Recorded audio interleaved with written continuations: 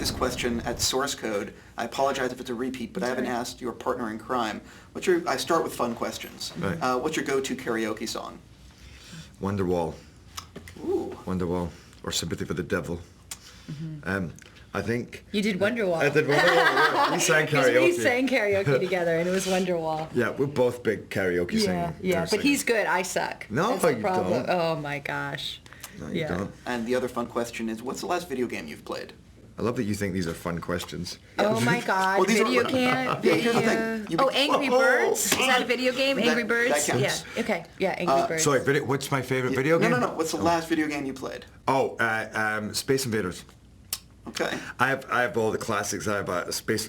Like You do? I know. The Yeah, joystick Like things? what do you call it? You know. He never machine? invites me. Yeah, like you Arcade? know, one from the arcade machine, and I have like Wow. 150 games in there. Do you make your guests put in quarters too? Or? No, it's a good idea though. But I have Asteroids Defender, and I have Space Invaders, and I have Pac-Man. Wow. And by the way, the guy who got it for me, I said, get me. The whole reason I wanted it was for another one, Galaga, and he got me one with 150 games. The only game that it didn't have was Galaga. I think Sam needs a video game. That's exactly what Sam needs. Yeah. Sam needs to be able to shoot him up. I Machine think gun Sam would creature. enjoy it. Yeah. But I was going to make a joke. But yeah, let me jump into the reason we're actually here. Okay. I just wanted to. I like mixing it up. We've kind of I forgotten. like it. Yeah, exactly. Talk a little bit about though getting involved in this project, and obviously I would imagine that it's a little bit different with playing real people. Can you talk about the challenges of that also? Yeah, I mean, the challenge is that there's somebody you have to answer to, you know, who's going to, at the end of the movie, go, hey, that was me, or that wasn't me, or you did too much of this, or you did too much of that. So, but more than anything, I think, is a big advantage because you get to see that person, you get to ask that person, you get to see what goes on in that person's eyes when they talk about their life, you know, and get a lot of tips off them. So I think more than anything, it was a big advantage. It's not like everybody in the world knows who Sam Childers and Lynn Childers are, so I didn't feel this, you know, I wasn't impersonating Hitler or JFK, or, you know, needed to, you know, it wasn't an exact mimicry that I think we were looking for, so.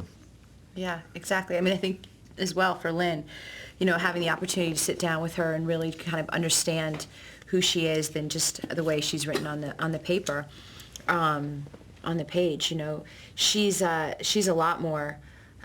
She's very, admittedly, sort of unemotional, and so she's very different from me. You know, she's very calm, cool, and collected. I'm very emotional, and so it was sort of almost for the first time in my life to play against my instincts, really, and to remember and be conscious of who she is. So that was probably the biggest challenge. We'll talk a little bit of working with Mark as well, and what he brought to the table, and you know how much fun you had working with him. If this quote unquote can be fun, you know. Oh no, Mark's so much fun. He's so surprisingly fun, you know, because when you meet him, he's very intense and sincere. You know, he's Swiss. Yeah. So they're like that, you know. They say everything that they you know, that they mean it. And they kind of, you know, it's yeah, he kind of really laid it all out, and at first I was like, okay, this is going to be an interesting experience. And then when he opens up, he's just one of the most humble, beautiful souls, and yet he's so smart, and he always so smart. Yeah, never wanted to from day one when, you know, it'd be easy to be bowled over by this hero, you know, the story of a hero, and he was like, no, let's go, let's examine the other side of Sam as and he well. really trusts his actors. Like, I just really felt like every day he gave us kind of the freedom to find. It never felt any sort of pressure of time or anything, and he's really unflappable. He's like really one of the most calm, cool, and collected filmmakers I've ever worked with, and I think he's unique in the sense that he's not afraid to kind of delve into the gray of relationships, and he doesn't shy away from kind of exploring the nitty-gritty of life. He's not very sentimental, and you know, this didn't have a neat little bow at the end, and he wasn't interested in having one, and I thought that was refreshing. I have to wrap with you, or they will grab me by the shoulder. Oh, no. Congrats on the movie. Thank you so much for giving me